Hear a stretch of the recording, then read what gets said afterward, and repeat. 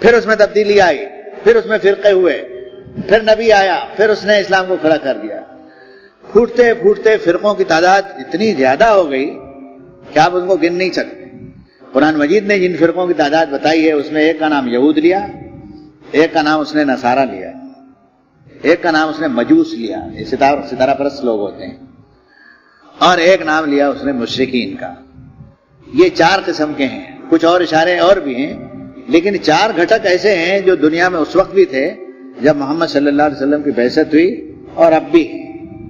لیکن ایک حساب سے آپ دیکھیں، جس کو استدلال کی روشنی میں، بینات کی روشنی میں اور علم کی روشنی میں دیکھنا ہو، یہ 4 گھٹک جو ہیں بے نور معلوم ہوتے ہیں۔ صرف ایک ہی دعوت محمد رسول اللہ صلی اللہ علیہ وسلم کی اسلام کی سچی دعوت ہے، اور ہر صحیح چیز کو صحیح ثابت کرتی ہے اور ہر غلط کو وہ غلط ثابت کرتی ہے۔ اب سنیے اس میں کہ جب یہ دعوت شروع ہوئی اور مکی دور کے 13 سال گزر گئے اور رسول اللہ صلی اللہ علیہ وسلم کو ہجرت کرنی پڑی، مجبوراً ہجرت کرنی پڑی۔ مدینہ طیبہ میں دارالایمان کا قیام ہوا، وہاں 2-3 لوگوں سے اور واسطہ پڑ گیا ہے۔ مشرکوں سے تو تھا ہی تھا، مجوس سے بھی پڑ گیا، نصارہ سے بھی پڑ گیا، یہود سے بھی پڑ گیا۔ ان تینوں کے پاس آسمانی کتاب تھی۔ مشرکین کو آسمانی کتاب سے کچھ لینا دینا نہیں رہتا، وہ اپنی رسموں میں مست رہتے ہیں، جو رسمیں گھس گئی ان کے یہاں وہ گھس گئی، وہ گھستے رہتے ہیں اس کو۔ لیکن اہل کتاب جو ہیں ان میں بعض چیزیں صحیح ہوتی ہے اور بعض ہیرا پھیری کی وجہ سے دین کے اندر اس طرح وہ سیٹ ہو جاتی ہیں کہ اس کے اندر سے اس کو نکال کے صحیح دین کو معلوم کرنا بہت مشکل پڑتا ہے۔ یہ گروہ اس وقت موجود تھے مدینہ طیبہ میں۔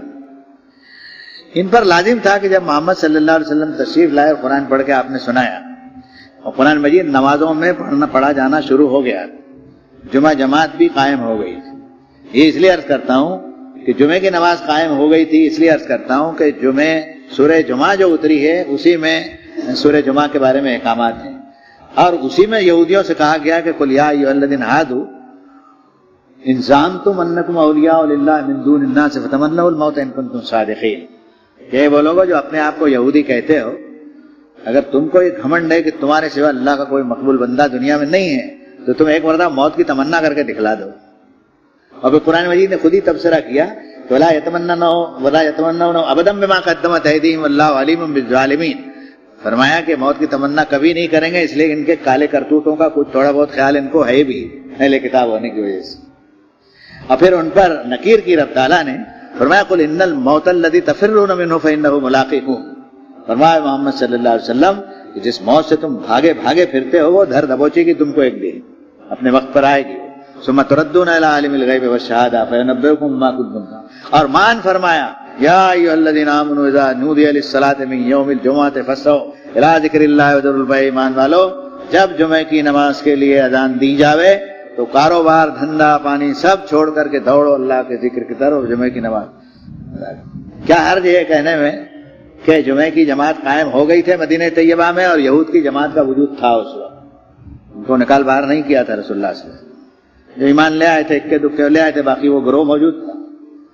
اس میں نصارہ بھی ہوں گے اور مجوس بھی ہوں گے۔ ان لوگوں نے دیکھا کہ کسی طرح بھی یہ دعوت ہمارے قابو میں نہیں آ رہی ہے، روز بروز لوگ اس میں بڑھتے چلے جا رہے ہیں۔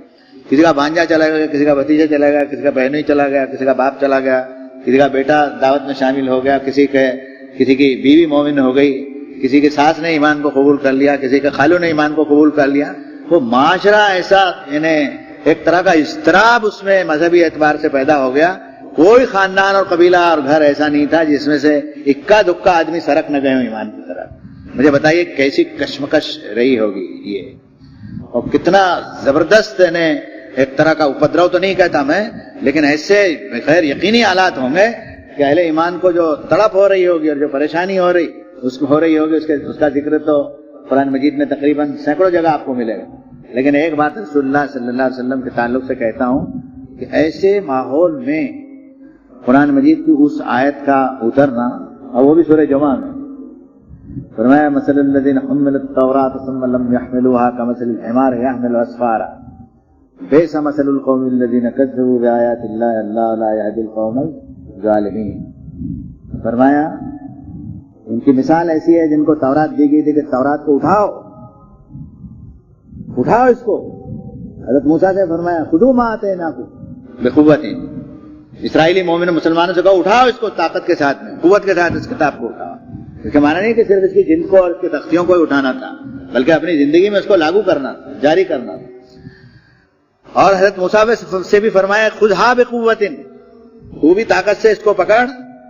وامر قومک، اور اپنی قوم کو بھی یہ حکم دے. سوریکم دار الفاسقین، فاسقین بدرا، اور میرے عہد کو اور میرے وعدے اور قسموں مجھ سے جو انہوں نے وعدے اور قسمیں اور حلف نامے لیے کرائے ہیں، وہ ان کا میں گھر تمہیں دکھاؤں گا، کیسا ان کا، کیسی ان کی گد بنتی ہے، وہ دار آخرت میں تمہیں دکھاؤں. تو انبیاء اور مرسلین نے اللہ کی کتابوں کو پکڑنے کا مضبوطی سے حکم دیا. اور کیوں نہیں کہتا وہ اس بات کو، جبکہ اپنے نبی خاتم النبیین محمد رسول اللہ صلی اللہ علیہ وسلم سے فرمایا کہ فاستمسک بالذی اوحی الیک انک علی صراط مستقیم، جو وحی ہے محمد صلی اللہ علیہ وسلم ہم نے آپ پر کیا، اس کو آپ مضبوطی سے تھام لی. اور اہل ایمان سے بھی کہا تھا قیامت تک یہ آیت قرآن میں رہے گی. فرمایا والذین یمسکون بالکتاب واقاموا الصلاۃ انا لا نضیع اجر المصلحین، جو لوگ اللہ کی کتاب کو مضبوطی سے پکڑ رکھتے ہیں اور نماز کو قائم رکھتے ہیں، یہ اصلاح پسند لوگ ہیں اور ان کے اصلاح کے اجر کو ہم ضائع نہیں ہونے دیں. جب یہ باتیں ہیں تو پیغمبر ان کو کیسے چھوڑ سکتا تھا کہے بغیر کہ تم کو اپنی کتاب کی طرف رجوع کرنا چاہیے. مدینہ طیبہ میں اس ماحول میں جبکہ ان کی خاصی بڑی بڑی آبادیاں بنو النذیر اور دوسرے قبیلوں کے موجود تھے اور بڑے ساہوکار لوگ تھے، ان سے یہ کہنا کہ مثل الذین حملوا التوراۃ ثم لم يحملوها كمثل الحمار يحمل اسفارا، مثال ان لوگوں کی جن کو تورات دی گئی تھی کہ تورات اٹھاؤ، اٹھایا نہیں انہوں نے. اس گدھے کی طرح ان کی مثال ہے، بہت ساری کتابیں لادے لادے پھرتے ہیں. گدھے کے اوپر 2 ٹن کتابیں بھی آپ لاد دیجئے تو کیا اس کے علم میں اضافہ ہوگا؟ کہنے کی بات نہیں ہے، لیکن دل کے درد سے اور اللہ کے خوف سے عرض کرتا ہوں کہ تم نے بھی اتنی کتابیں اور اتنے نئے نئے مسائل نکالے ہیں. اور اب آج کل تو رسالوں کا اور لٹریچر کا دور ہے، آئے دن رسالے چھپتے ہی رہتے ہیں، بہت اچھی بات ہے، لیکن ایسی ایسی باتیں نکالتے ہیں. ابھی ایک میرے پاس میں پیپر کی کٹنگ ہمارے ایک ساتھی نے مدراس سے بھیجی، اس میں ٹیسٹ ٹیوب بیبی کی پیدائش کو قرآن و حدیث سے جائز قرار دیا گیا. مجھے بتائیے اب کوئی شخص جب تک پورا بے ایمان نہ ہو جائے یہ قرآن و حدیث سے ثابت کرنے کی ہمت کر سکتا ہے؟ اور آپ میں کتنے جو ہیں اس کو مان لیں؟ کیوں مان لیں گے؟ اس لیے کہ 100 میں 90 آدمیوں کو قرآن شریف معلوم نہیں تو وہ کہیں گا قرآن حدیث قرآن حدیث. قرآن حدیث کہنا الگ بات ہے، قرآن حدیث کو اس آیات کے سندرب میں اور اس عبارت کو پیش کرنا اور اس کی آیت کا حوالہ دے کے بتا دینا وہ اور بات ہے، دونوں فرق.